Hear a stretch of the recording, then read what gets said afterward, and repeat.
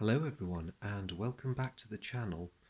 For this video I have set up the game of Alien, Fate of the Nostromo, and I'm going to play it through solitaire using only one character. I've decided to break from expectations and rather than use Ripley, which for understandable reasons everyone seems to be using Ripley, I've decided I will go with the heroic Captain Dallas.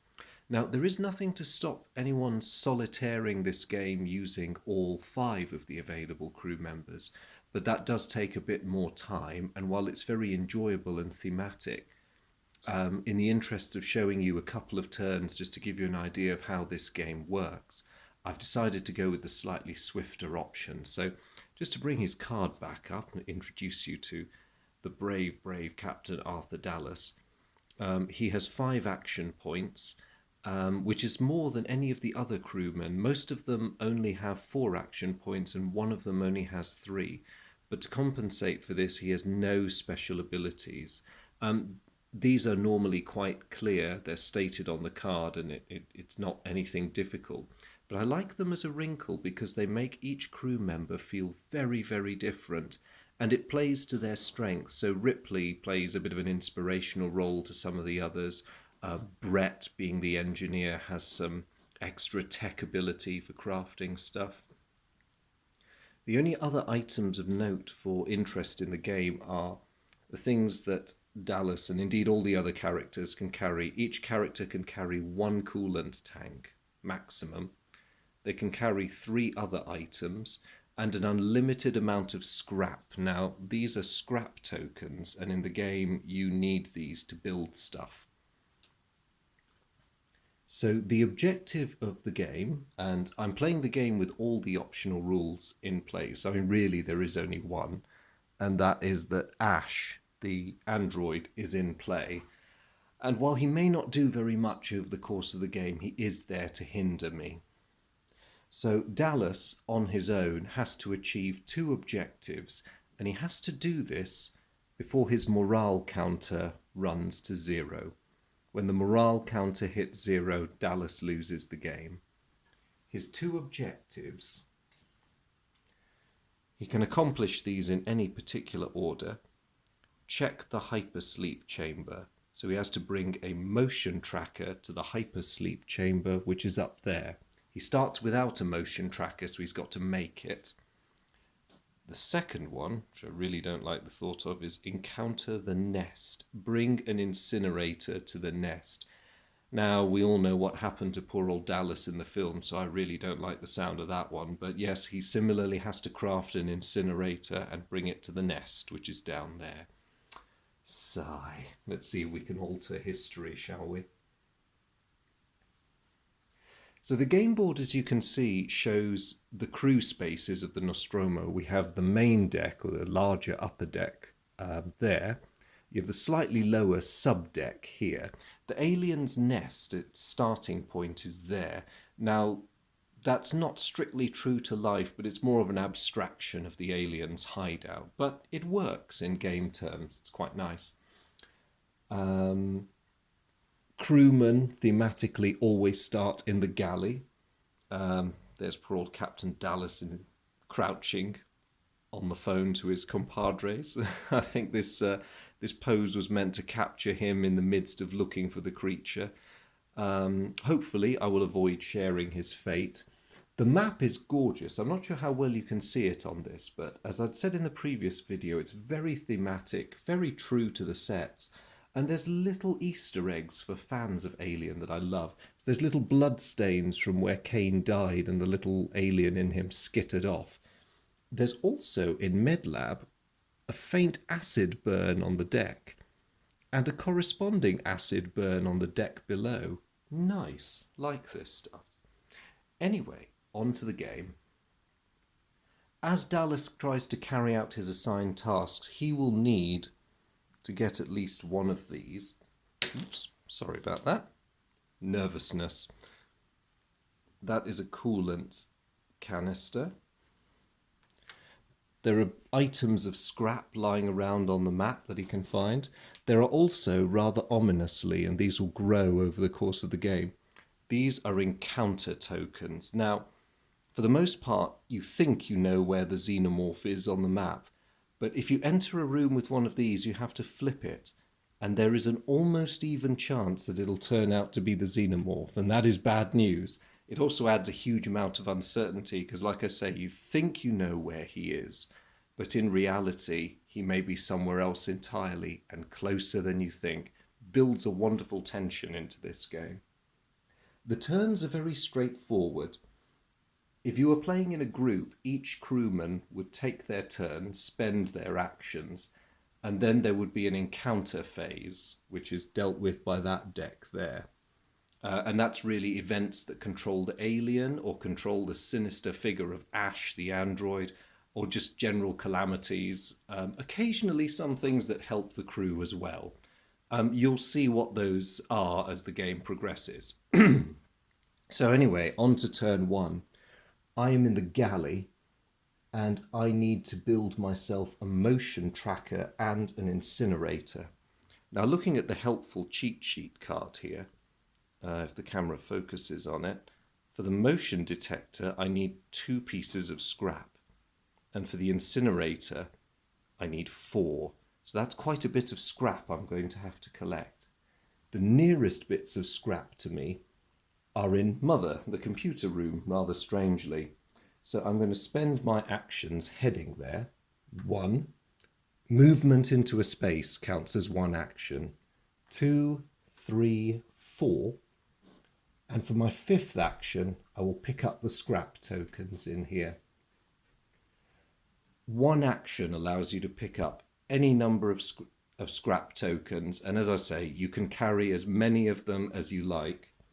They do not take up these spaces, not until you've turned them into equipment at any rate.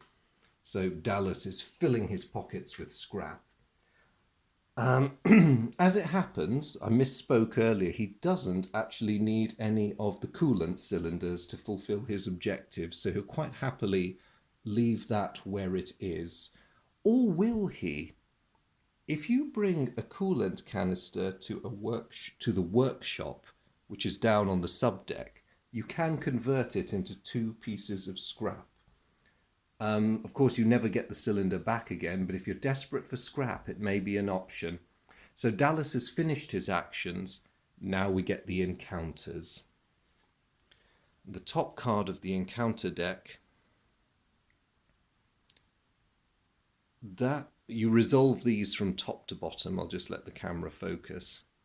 That's a loss of 2 morale, unfortunately. Lost the signal. Now what happens? Return the alien to the nest, it's already there. Place a concealed token in each room where no crew members or concealed tokens are present. And finally, shuffle the alien encounter cards back into the encounter deck. That's bad news. I've lost 2 morale already. And I have to place more concealed tokens. This is bad. In each room where there is no crew member present, well, seeing as how I'm the only crew member on the ship, the alien could be anywhere. This is really not a good start to my first turn. It means that any room I enter is potentially a hazard.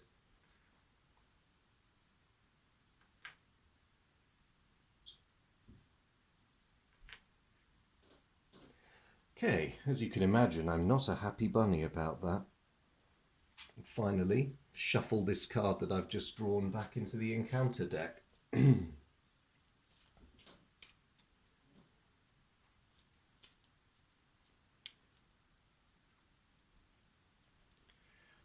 I think,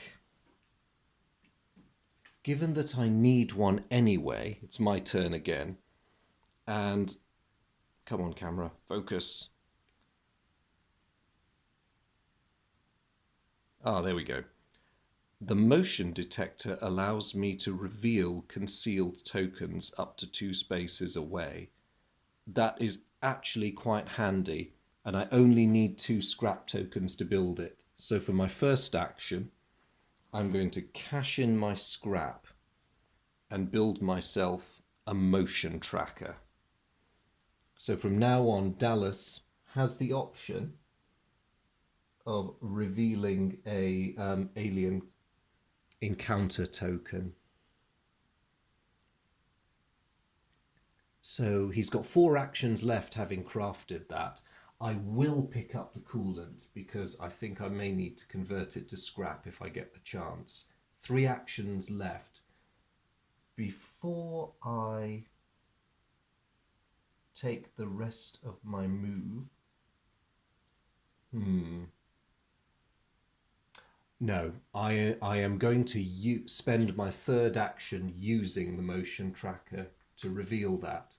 Hurrah! Empty corridor. The bridge is clear. Phew! And I'll use my 2 remaining movement points to get to the bridge. What is my encounter? Ooh, okay. So it's quiet. That icon means that the alien moves 1 space. If the alien moved in contact with me, I would lose 2 morale. But as it has not done, that does not apply. Meanwhile, the med bay gains 2 scrap, and it would gain an encounter token, except there's already 1 there, so I don't need to place a second. There's never more than 1 encounter token in play in a room at any time. So that's all right. It just means that any future visit I might make to Medbay would actually be quite worthwhile. The only problem is Ash. Ash's sole function in the game is to sabotage you, and he does this not by trying to kill you as he does poor Ripley in the movie, but by taking away your scrap. That can be very bad. So, all right, that was relatively painless.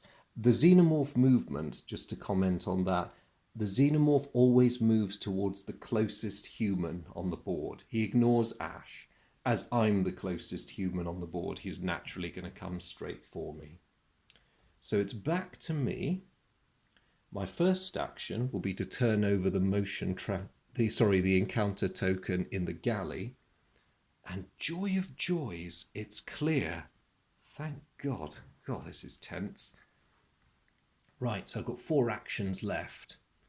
So, I really need more scrap, but I really don't fancy collecting it off, trying to sneak past Ash. That is a real pain, because if he activates, he could take that scrap off me. Rats. That is a pain. Hopefully he'll move soon and then I can sneak into Medbay. But failing that, I could try going... This is risky. Okay, 1, 2. And I'm going to use my motion tracker again for a 3rd, and by now my 4th action. The corridor is clear. So far, so good. And so for my 5th action, I'll carry on moving in this direction. Alien encounters. Ooh, it's still quiet. So the Xenomorph is going to carry on moving 1 section towards me. He doesn't bite me, so no morale, or try to bite me, no morale loss. Meanwhile, suit storage gains 2 scrap. That is so useful. That's where I just was. Unfortunately, it also gains an encounter token. That is not so good. But at least I'm not in there to trigger it directly just yet. Back to Dallas. Dallas, not unnaturally, is going to use that motion tracker to see what that is. And it's a clear corridor. Amazing. I don't know how long my good fortune is going to hold, but it's not doing too badly so far. So Dallas is going to step in there for another action. He's got 3 left. Pick up the scrap for another action. And then he is going to use his motion tracker again to see what's waiting at the bottom of the ladder. Ooh, it's Jonesy the cat, of all things. Now, Jonesy would normally scare you, unless you had a flashlight. But I can see him in advance, so I know it's him. It kind of doesn't matter. I have one action left. The question is, am I brave enough to go down there, knowing that the Xenomorph is only over there? I'm going to chance it. I'm going to go down that ladder. Wish me luck, everyone. Ooh, the alien is moving closer. Clearly senses my presence there. Doesn't get at me just yet. It's still one section away. And now the airlock gains 2 scrap and 1 token. Now the airlock is up there. It already has an encounter token, so that's fine. But it helpfully gains 2 scrap. Which means that as I'm already the proud owner of 2 scrap, I may just get away with forgetting about this bit down here and heading back up. I mean, the nest is over there and I'll have to go back down, but I don't have an incinerator yet. And that Xenomorph is awfully close to me. So Dallas is going to go 1. Going to try and keep away from Ash. 2, 3. Use my motion tracker for 4. Whew, clear corridor. Amazing. And then 5. Let's see what the bug does. Okay, he's still being cautious and stealthy. Now, I just need to check this. 1, 2, 3, 4, 5. 1, 2, 3, 4. Okay, it's going to be faster for him to double back that way and come at me from the other ladder. In the meantime, the galley gains 2 scrap and an encounter token. Okay, right, that does make it a little more dangerous, but it does also play into my hands a teeny tiny bit.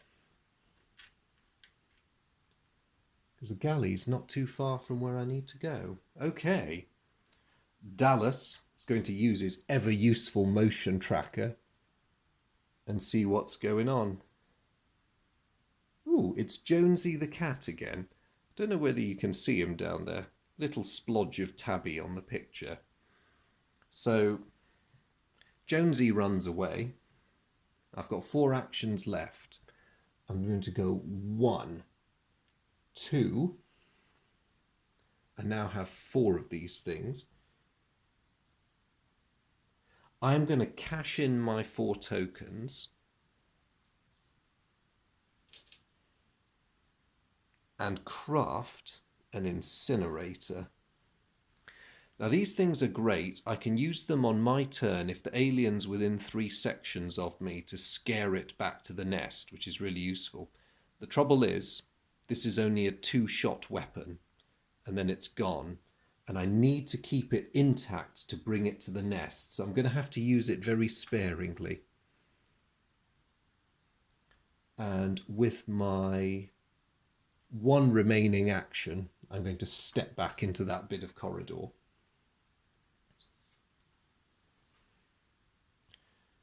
The Xenomorph is still approaching me very stealthily. He's reached the bottom of the ladder leading up to the docking bay. I don't like the sound of this. Meanwhile, Mother, the computer, has acquired some more scrap and an encounter token.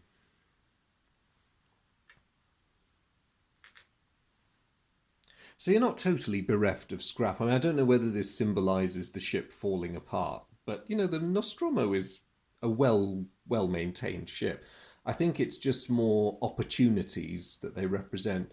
Maybe moments where you think, oh, dang, we need one of these. Oh, I remember. There's one in the IT room. Why, I don't know, but, you know, it makes good plot. So, Dallas, do you want to Shall we head to the hypersleep chamber? First, I'm going to derive great satisfaction by using the incinerator's first shot to scare the alien back to the nest, because I don't like its proximity to me. So that was my first action. Second action, go there. Third action, use my motion tracker on the encounter token. Oh my gosh, he's there. Oh no, okay. Now the great thing is, if you detected the alien in the room you're checking out with the motion tracker, you get a bonus action. So I'm back up at 3 actions.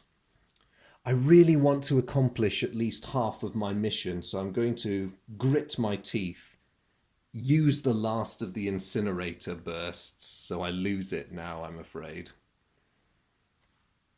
But I scare the alien back to the nest. And then after that, with my last 2 actions, I go 1, 2. And I have just accomplished the first of my objectives. Bring a motion tracker to the hypersleep chamber. So I'm 50% there.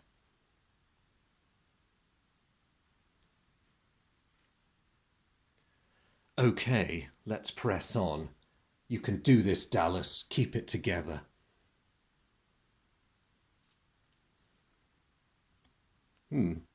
It's a surprisingly even-tempered xenomorph, given how much I've been thwarting it. He moves 1 out of the nest. The workshop, in the meantime, gains an extra piece of scrap. It's already got an encounter token. Right, Dallas, you need a lot more scrap. And I think you know where to find it. The only problem, there's a xenomorph in the vicinity. But I'm going to take my chances. 1, 2, oh wait, no. 1, motion tracker for 2. Clear corridor.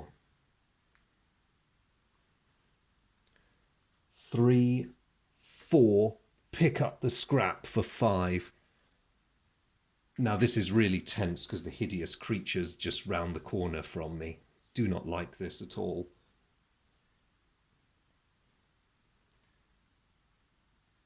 Okay, I am in luck. The alien is continuing a very cautious approach. Only moves 1. That's still too close for my liking.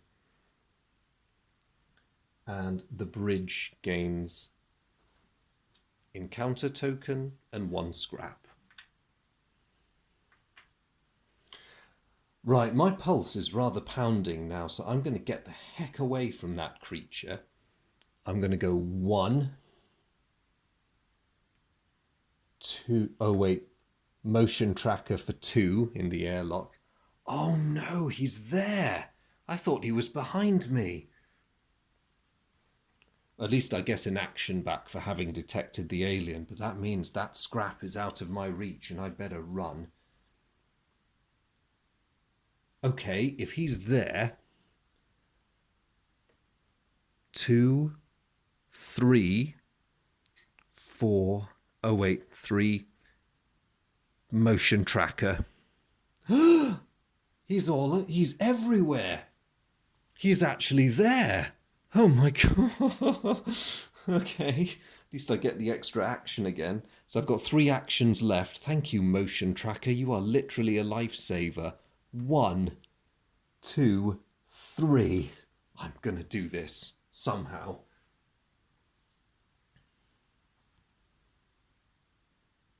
Okay, the creature's gonna carry on cautiously following me. Why he doesn't rush me, I don't know, but I'm beyond caring. Meanwhile, the rather inaccessible garage gains rather a lot of scrap, and its encounter token refreshes. No! Right. Come on, Dallas, me old boy. 1, 2, brings me up to 4 scrap. Third action, cash it all in. Get me another incinerator. Now I've got to go to the nest. 4, 5. Let's do this.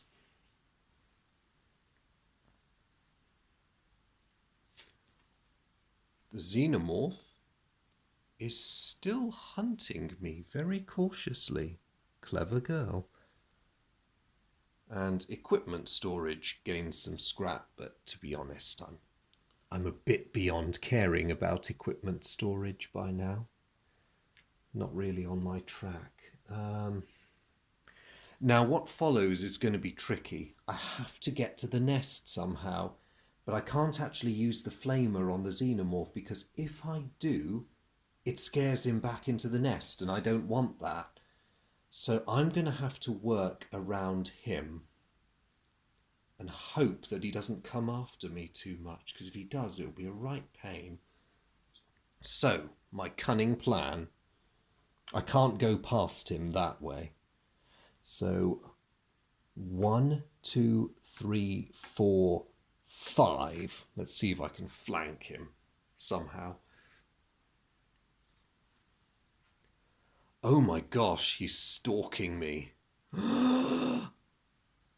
1, 2, he's in here with me! Ah! Now, I can only use the flamer on my turn. It's not a reactive weapon, so I lose 3 morale and I have to flee 3 spaces. However, the beauty of this is I am allowed to flee in that direction. So in a sense, he's helped me accomplish my mission by scaring the heck out of me.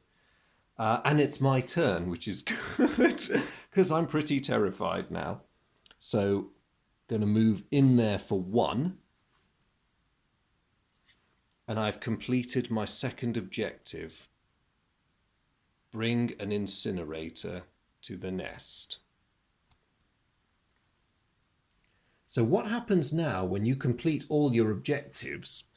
You get to find out what your final mission objective is. And in my case, I have to defeat Ash. This isn't good. So there are no discarded coolant canisters.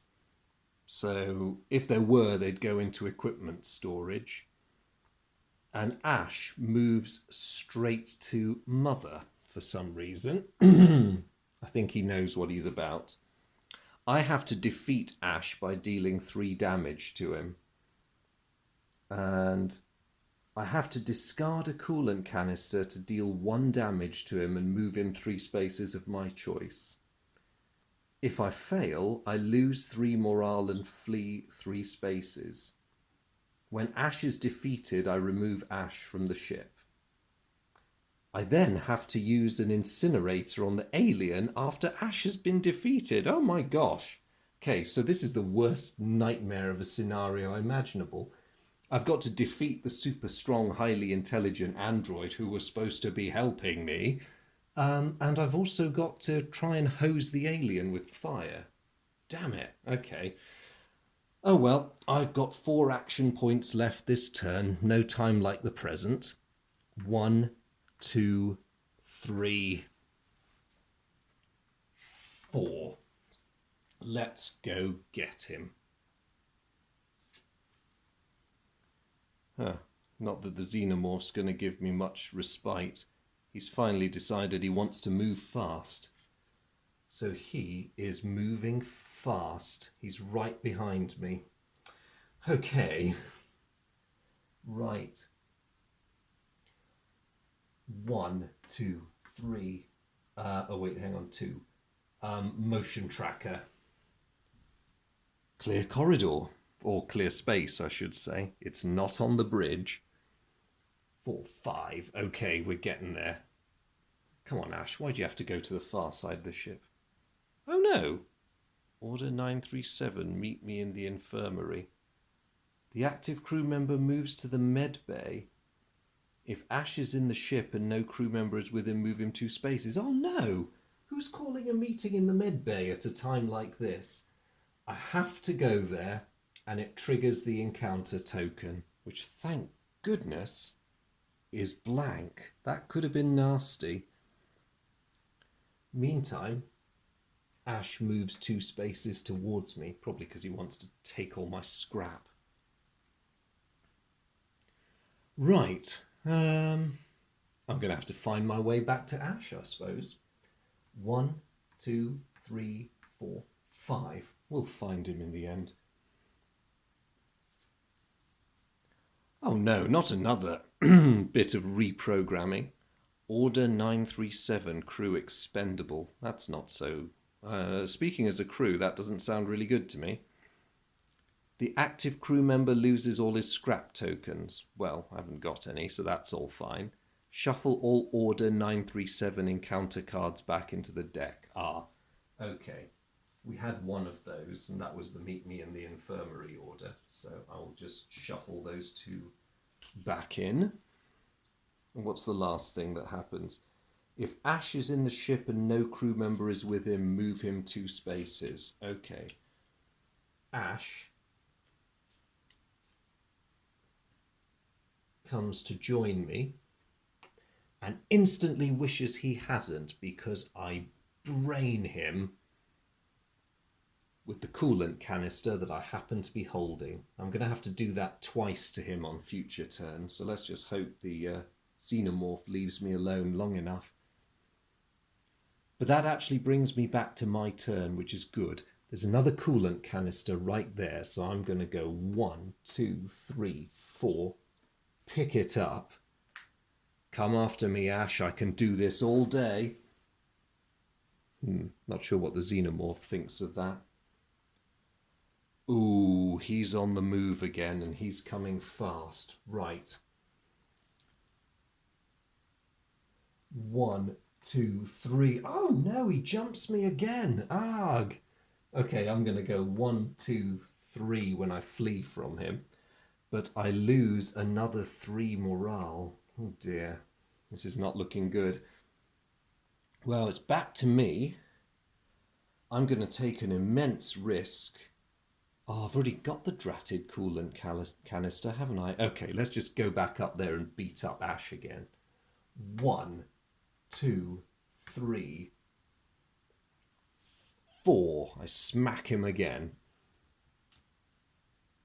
And I'm going to take a risk on going 5, because I really need that coolant canister to finish destroying my busted up android. Okay, so far so good. The alien's gone a bit quiet again, and rather superfluously the docking bay gets a bit of scrap. To be honest, I think... Actually, no, I'd better put the scrap down, because who knows, I may need it. And of course, the encounter token refreshes. Oh, don't feel safe on my own ship, guys. Right, I'm going to run like anything. 1, 2, pick up the canister. So 1, 2, 3, that was 3 actions. 4, 5, I'm praying the thing does not jump me. Phew, it is still taking its time. So it is stalking me, but it's only moving 1 space. It's stalking me very cautiously. The hypersleep chamber, in the meantime, gains some scrap. And one of these.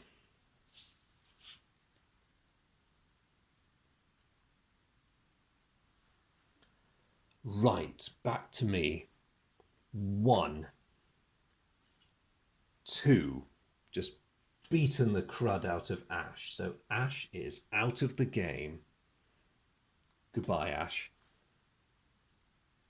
And now I need to go and use the incinerator on the alien, but he's in range. So that was 1, 2, 3. Ah, I can just turn around and use the incinerator on him. And that wins me the game. So that was my final objective complete. Whew, that was a little bit pulse pounding, I can tell you. But there we go. There is that is one very quick. This game does play quickly, especially when you're soloing it with one character, one way or another. One very quick game of Alien Fate of the Nostromo. I hope you enjoyed that as much as I did, and I hope it's given you a good idea of how the game works. I will be returning in the next video to give you my sum up, final thoughts on this particular game, what I think it got right, what I think it could possibly do differently or better. But on the whole, I really enjoyed that. I can see how clever it is that they've taken a terrifying space sci-fi genre and turned it into something that will scare you a bit, but you could still play this game with people who wouldn't necessarily be old enough to have watched Alien, and they'll still get a lot of enjoyment out of it, feel a bit of the fear, not too much of it. It was good fun. I liked it. And I hope you did too. So that'll be it from me for now. Again, hope you enjoyed that and found it useful, and I will catch you again fairly soon. Thank you for tuning in.